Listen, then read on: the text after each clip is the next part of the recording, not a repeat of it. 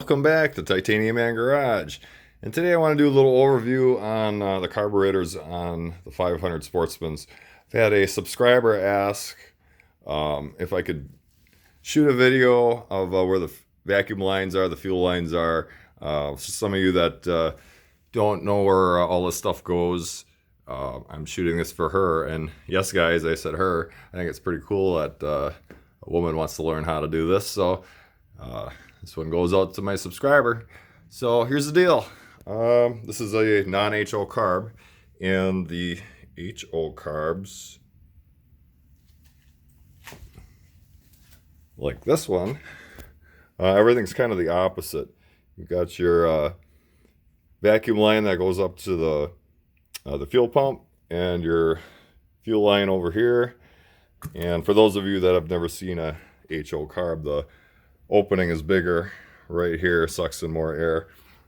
So all you're going to need to do to remove a carb is you'll need a couple tools, basically just a flat screwdriver, a small screwdriver like this, take the jet out, 12 millimeter wrench. I cut the edges off so I can get in there by the choke cable, and Phillips screwdrivers.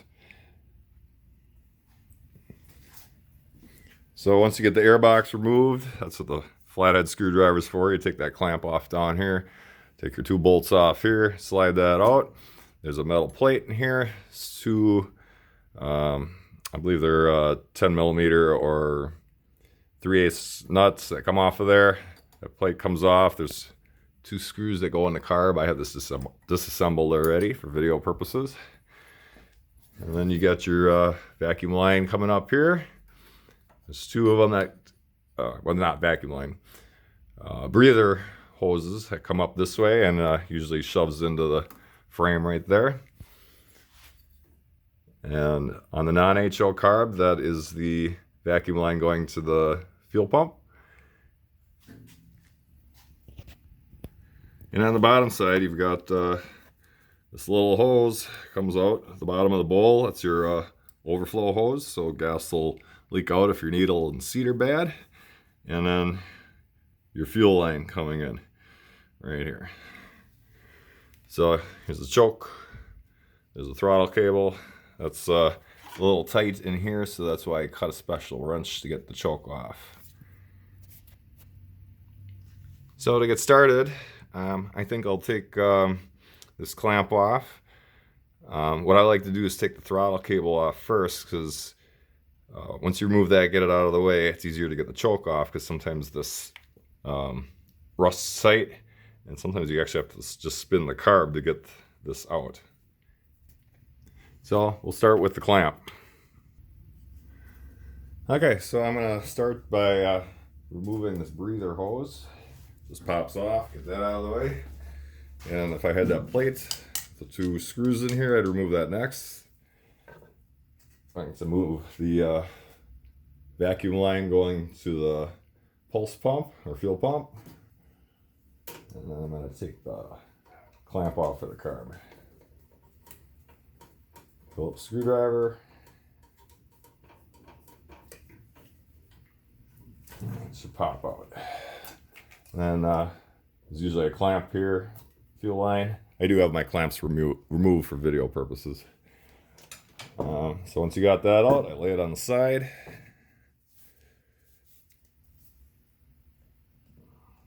Now the HO carb is going to have a metal plate that goes over here.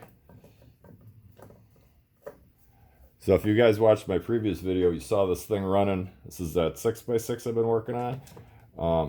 It ran good, and all of a sudden it started spitting and sputtering. And I pulled the gas tank off and realized there was crap in the gas tank, and the fuel lines are soft, so I think something got into the carb and is blocking either the jet or the needle and seat, because it's kind of popping and backfiring and then it dies. So I'm going to take the float bowl off and inspect that carb.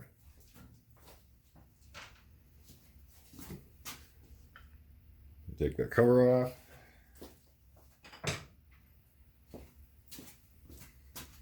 All right, so I'm going to squeeze the throttle cable, get this to move.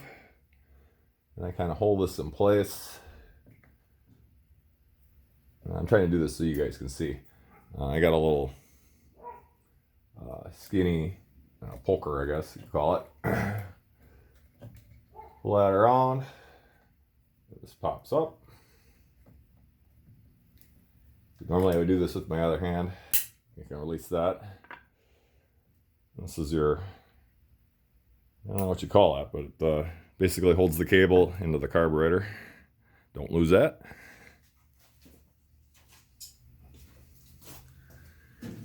And I had this out already, so it's probably loose. Maybe not. I'm gonna need a wrench to get that loose.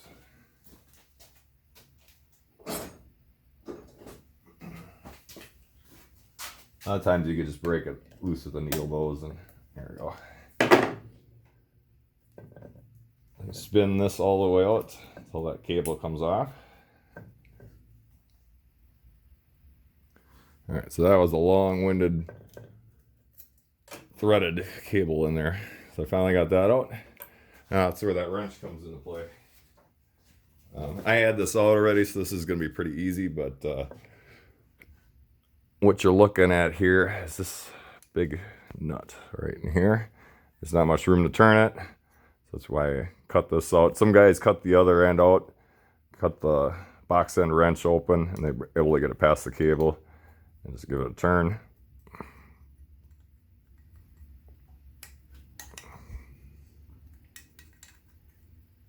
Here. And this is why I like to take this off last, because you spin the carb and get it out.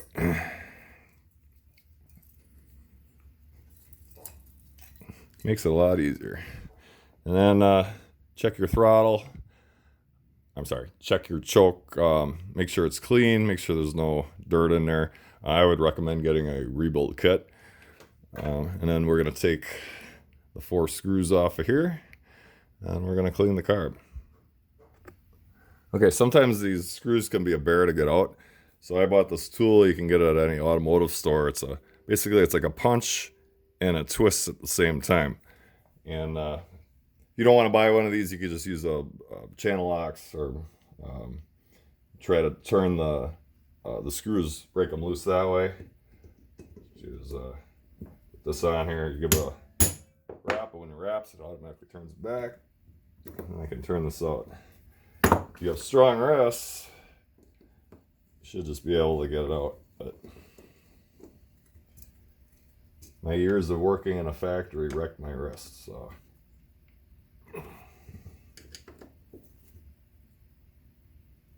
Yeah, they're in there pretty tight. A little wrap.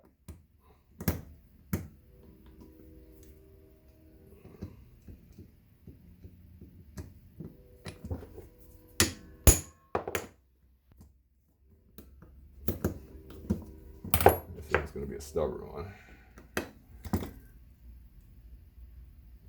Yeah, this one's a little stripped out, so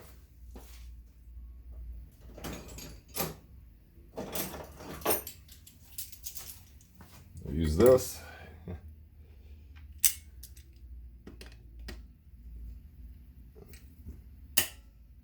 And break it loose like that. Easy peasy.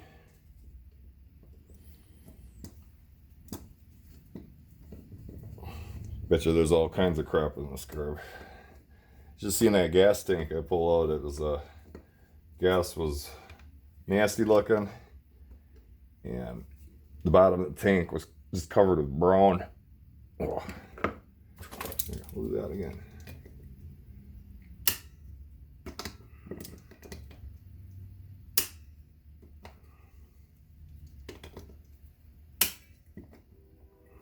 Well, let's try this. Sometimes you can be stubborn.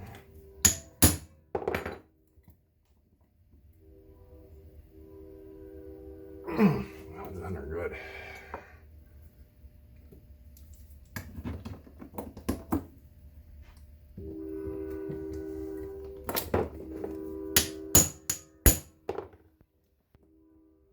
That one's loose.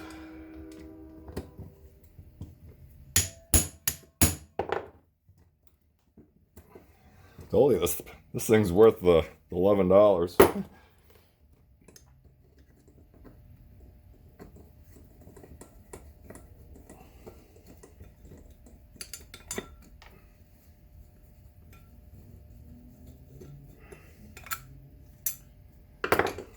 All right. So you got your needle and seat down here. Here's your float. Your jets in here. That's what you're gonna need the small screwdriver for. To pop the floats off, you just punch that pin out. Doesn't really take a whole lot. Use the end of the screwdriver and just punch it.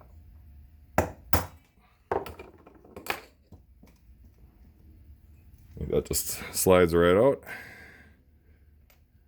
You want to be careful not to lose your needle.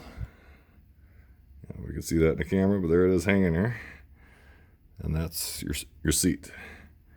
So a lot of times there's a rubber end on the needle, and after a couple of years it gets dry and brittle and causes your carburetor to overflow with gas, and then it won't run right. So I would recommend replacing this. And use a little screwdriver, pull your jet out.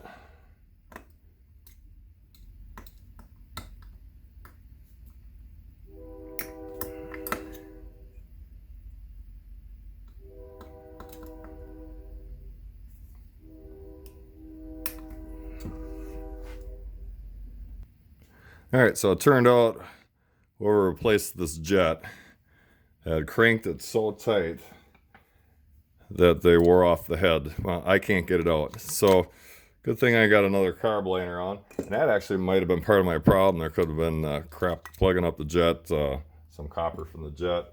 So once again, I'm going to try it on this one. Old carburetor I got.